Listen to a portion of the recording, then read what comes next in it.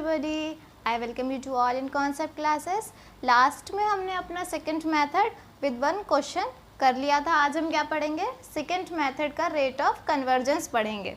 Okay, so rate of convergence मैं आपको bisection method से पहले रेट ऑफ कन्वर्जेंस समझा चुकी हूँ. अगर आपने वो वीडियो नहीं देखा है तो प्लीज़ देख लीजिए, वो आपको इसमें काफ़ी हेल्प करेगा. और गाइस प्लीज़ जब मैं आपको करा रही होंगी स्टेप थ्रू तो आप पूरा डिटेल में देखेंगे, बिकॉज आप अगर थोड़ा सा भी उसको स्किप करेंगे तो आपको आगे स्टेप समझने में प्रॉब्लम आएगी. सो प्लीज़ आप ध्यान से देखते चलिएगा. अच्छा, मैं आपको एक बेसिक ओवरव्यू देती हूँ. इसमें हम करने क्या वाले हैं.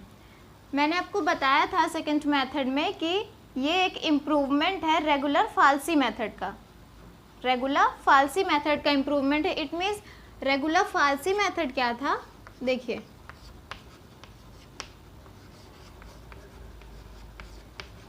This is our regular falsi method. और हमारा सेकंड मेथड क्या था?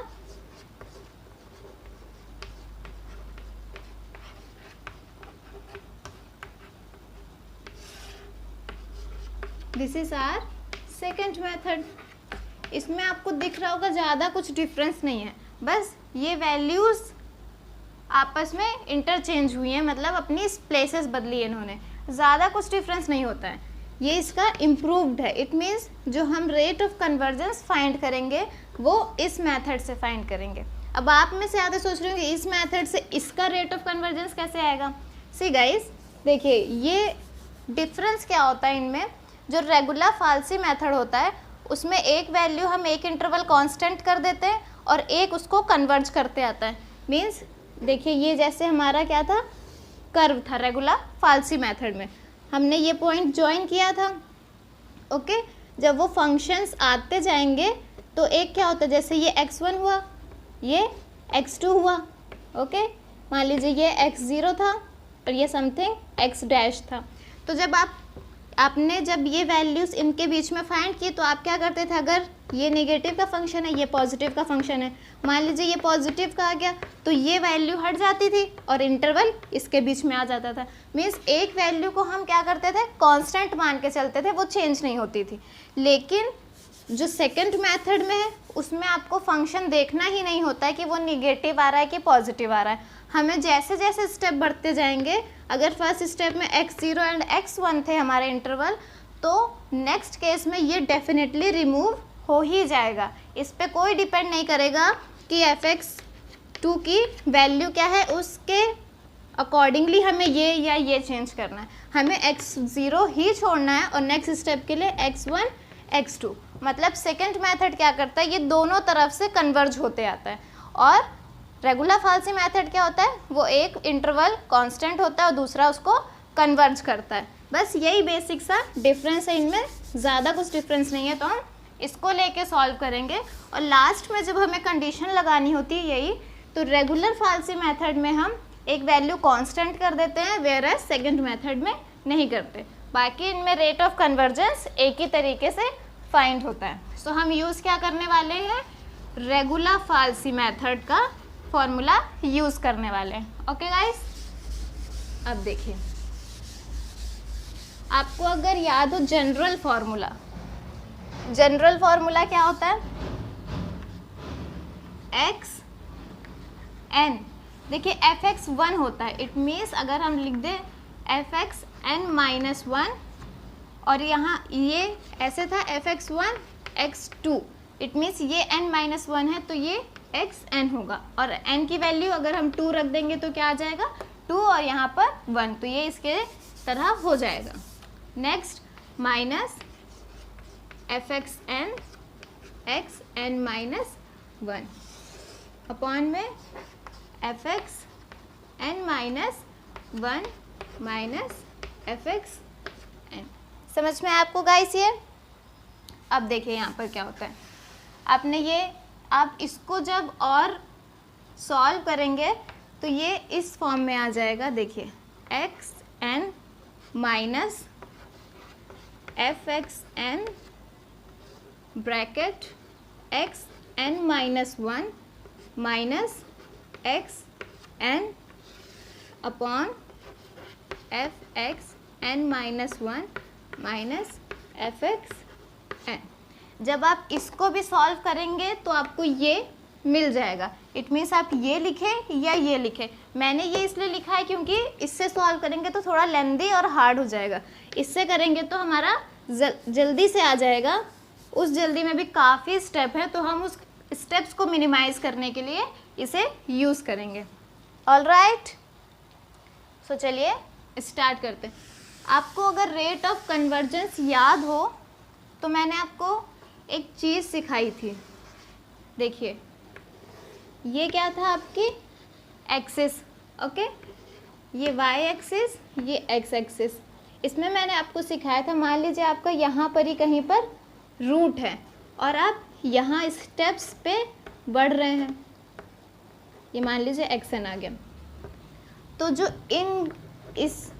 जो हमारी अप्रॉक्सीमेशन इंटरवल होता था उससे जब हम रूट को कन्वर्ज करते थे, इन दोनों की डिस्टेंस को ही एरर मानते थे। एरर मानते थे मतलब ई नॉट, इस केस में ई नॉट।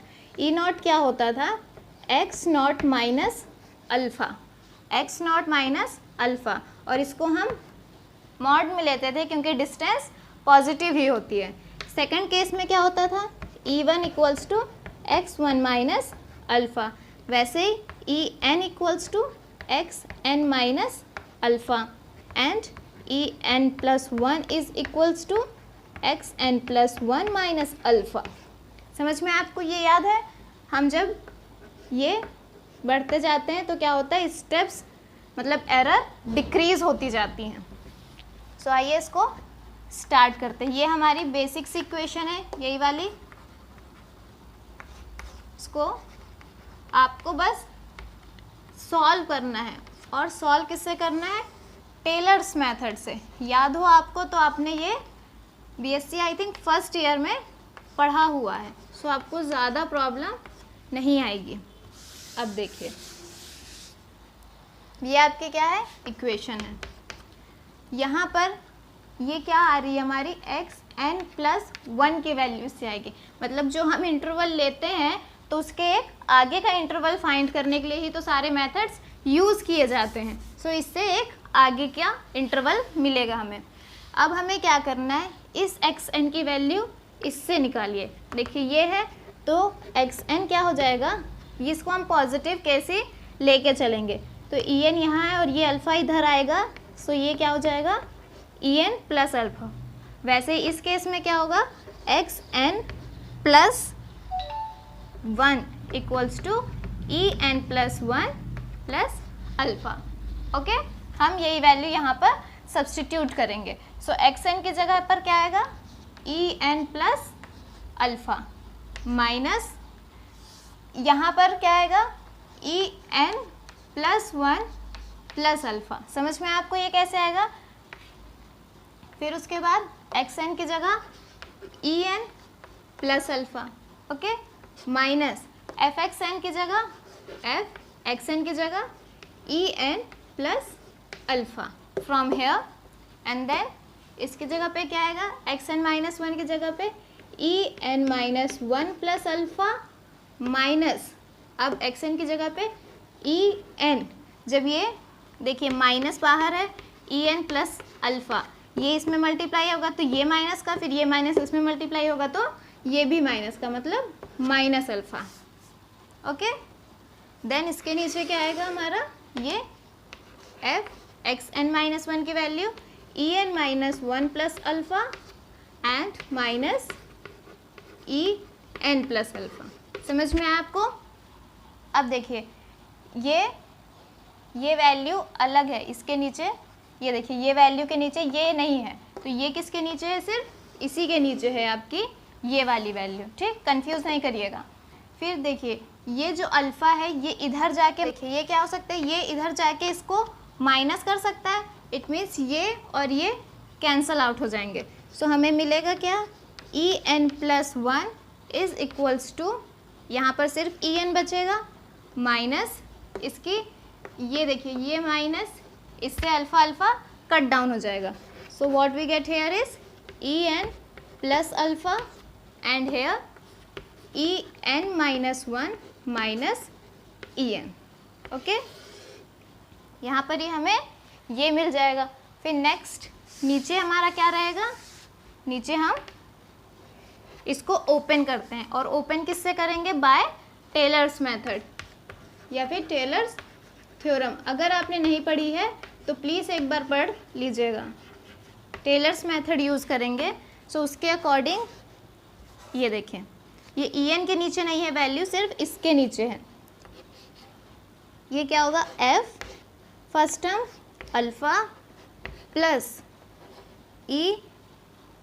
En-1, इसका 1 फैक्टोरियल है तो वैल्यू वही आएगी, so f dash alpha then plus En-1 whole square upon 2 factorial f double dash alpha, ये आगे कंटिन्यू करेगी। उसके बाद इसी के आगे होगा माइनस इसकी वैल्यू f अल्फ़ा माइनस, ये प्लस है माइनस अभी बाहर ही है, En 1 factorial f dash alpha plus En square 2 factorial f double dash alpha till nth। Okay, so ये यहाँ तक वैल्यू आएगी। समझ में आया आपको? अब देखिए आप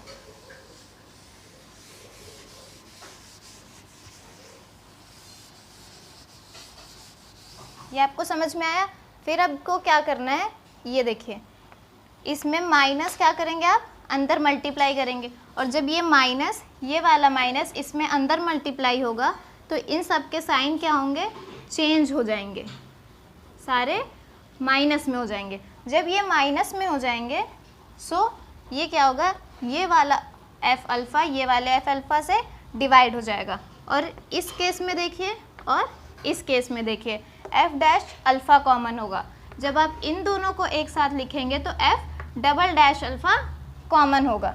सो हमें मिलेगा क्या, ऊपर वाली वैल्यू क्या है, En minus f En plus alpha En minus 1 minus En, और नीचे हमें क्या मिलेगा, यहाँ पर से जब f डैश अल्फ़ा कॉमन हो जाएगा, इस केस में इन दोनों में से जब f डैश अल्फ़ा कॉमन होगा तो अंदर क्या बचेगा, En माइनस 1 माइनस En, और जब इस केस में अब देखिए इस केस में क्या होगा, ये एक आपको याद हो तो ये कुछ ऐसा बन रहा है, upon 2 f dash alpha common ले ले तो, ठीक, ये कुछ ऐसा बन रहा है, देखिएगा, माइनस En स्क्वायर अपॉन 2।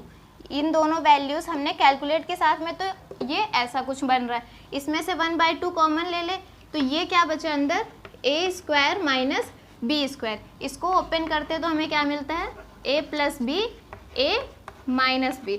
सो यहाँ पर ये वैल्यूज़ क्या होगी, एक हो जाएगी En माइनस 1 माइनस En, और एक हो जाएगी En माइनस 1 प्लस En, और 1/2 एज इट इज़ बाहर आएगा। तो इस केस में क्या हुआ, एक En प्लस 1 यहाँ भी हमें मिलेगा इसके अकॉर्डिंग। सो यहाँ पर वैल्यू क्या हो जाएगी, half En minus 1 minus En bracket En minus 1 plus En। समझ में आपको? इन दोनों वैल्यूज़ को ऐसे कैलकुलेट करेंगे तो हमें ये वैल्यू मिल जाएगी। आई होप आपको समझ आ रहा होगा। ये देखिए अब आपकी कंडीशन क्या हो गई, यहाँ पर आ गई, आपको ये इक्वेशन मिल गई। देखिए हमने क्या किया था, हमने ये इन दोनों को यहाँ पर ओपन किया, फिर इसमें जो जो टर्म्स कॉमन हो रहे थे उनको एक साथ कॉमन करके सॉल्व किया। ठीक, समझ में आपको यहाँ तक क्या हुआ? अब देखिए, अब चलते हैं आगे। ये वैल्यूज़ आ गई। अब देखिए इसमें से ये और ये वाली जो वैल्यू है, ये माइनस वाली, ये कॉमन हो जाएगी ऊपर से भी और डिनोमिनेटर से भी। सो ये कॉमन होके इधर आ गई।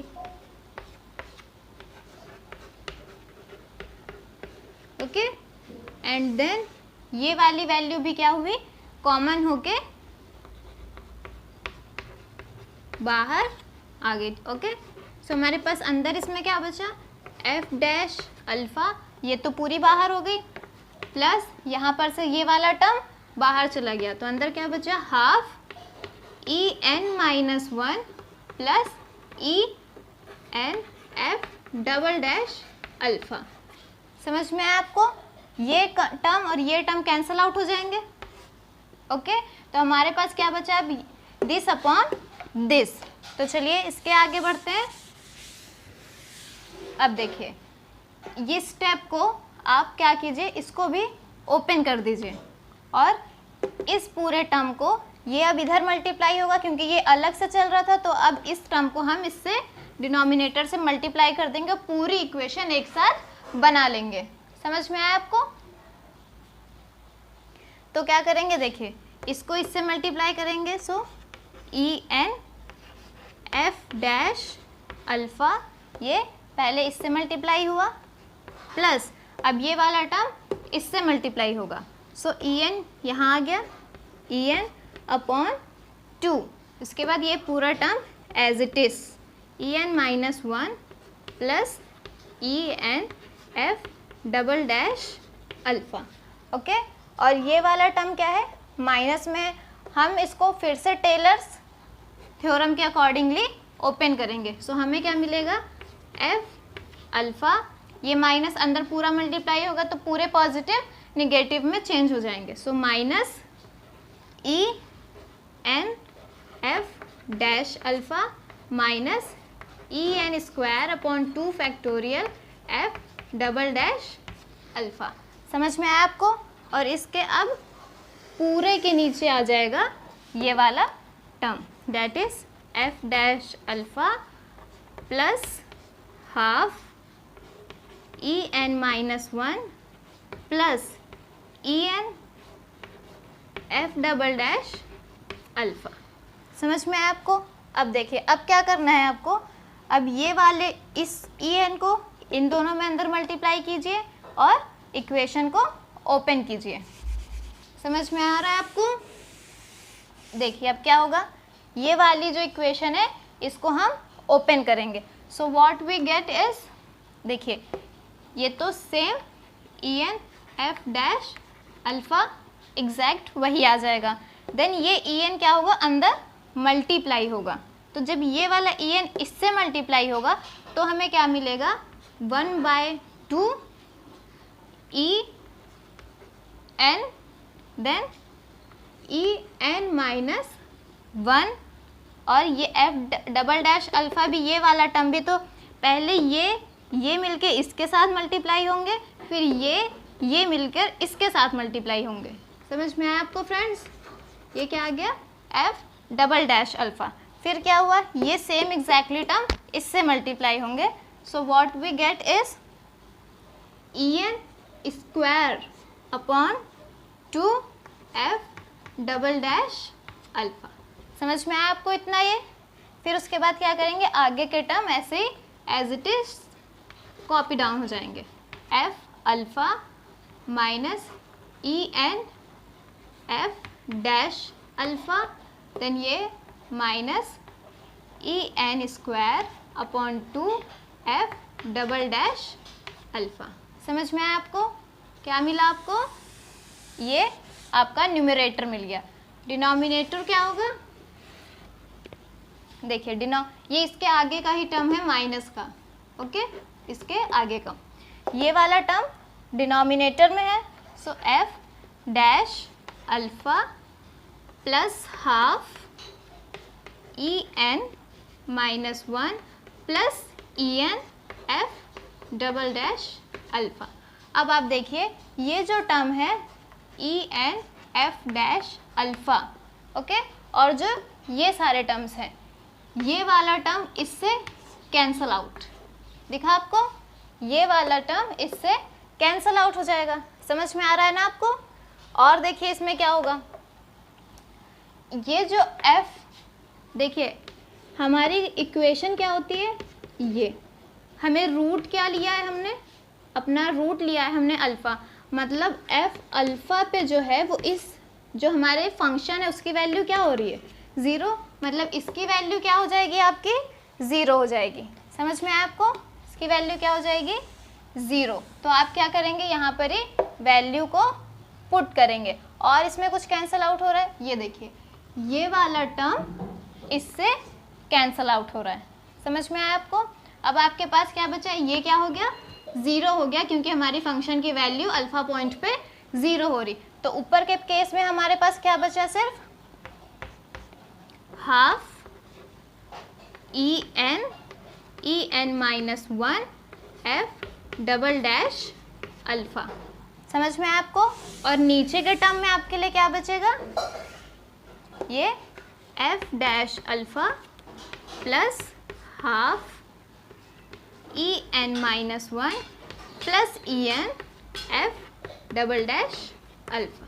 समझ में आया आपको फ्रेंड्स। यहाँ तक क्या हुआ, आगे के स्टेप्स में अब क्या करेंगे आप, एफ डैश अल्फा को कॉमन ले लेंगे।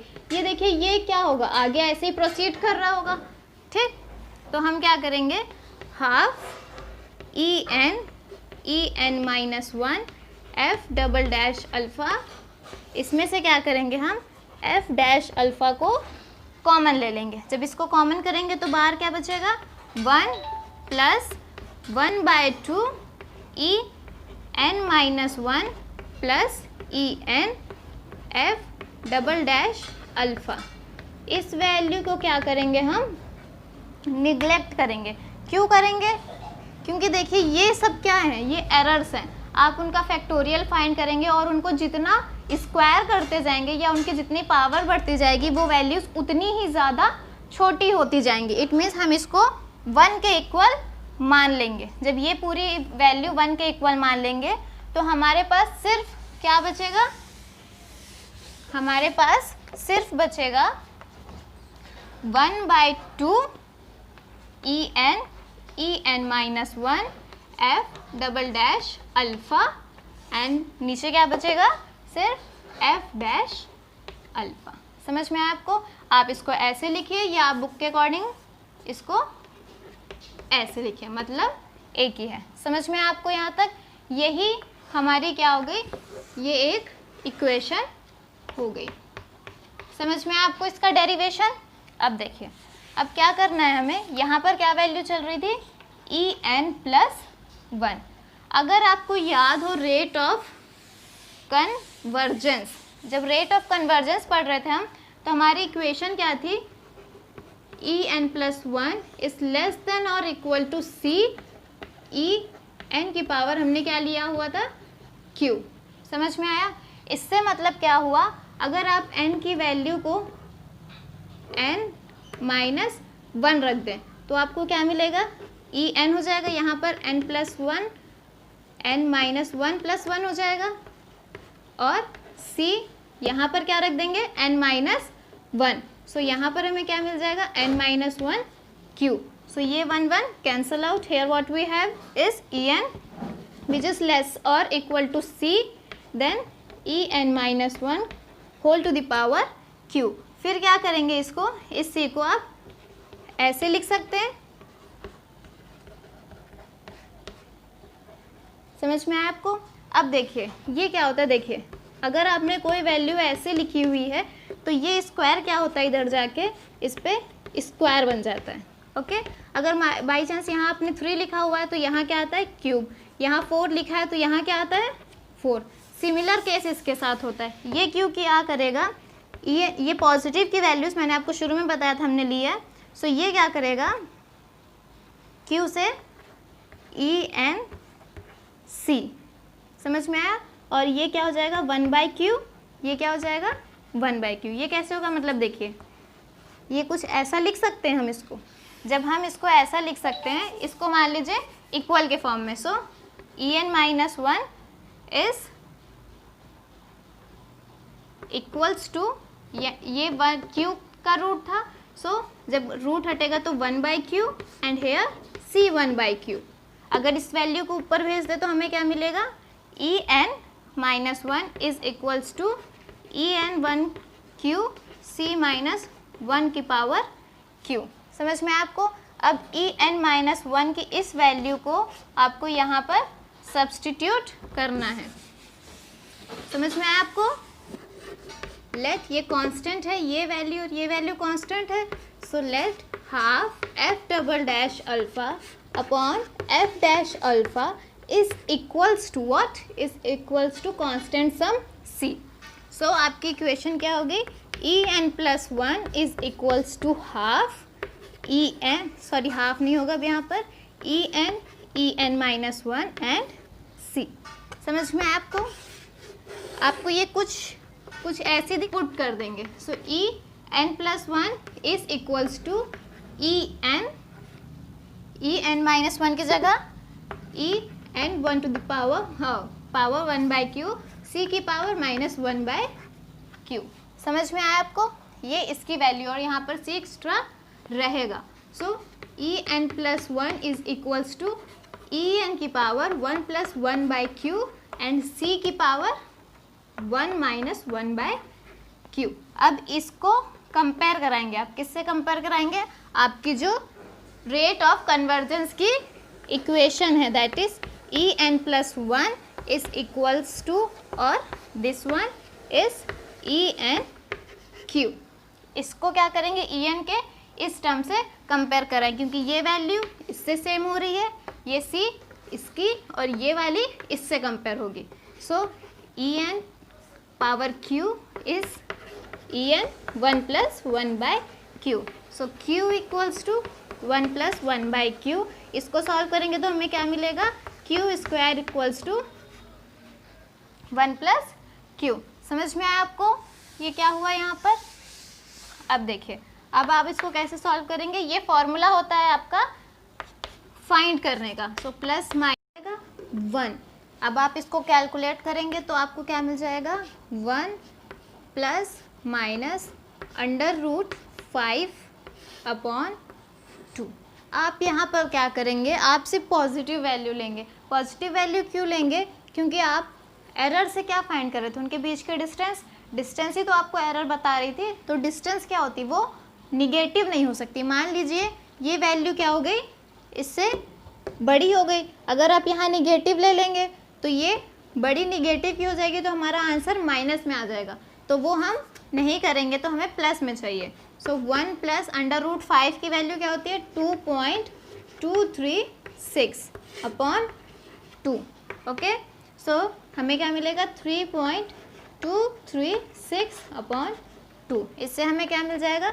1.618। और अप्रॉक्सीमेट लिखे तो 1. ये देखिए 8 है, तो 8 इसको क्या कर देगा? 2। तो 1.62। This is our required order of convergence, means Q। समझ में आपको? Q क्या डिफाइन कर रहा था? आपका ऑर्डर ऑफ कन्वर्जेंस, जो कि क्या आया? 1.62 आया। और 1.62 क्या हो गया? हमारा order of convergence of second method. आप इसको देखिए, जो बाइसेक्शन मेथड था उसमें भी हम क्या कर रहे थे? एक को स्टॉप कर रहे थे और दूसरे को कन्वर्ज कराते आ रहे थे।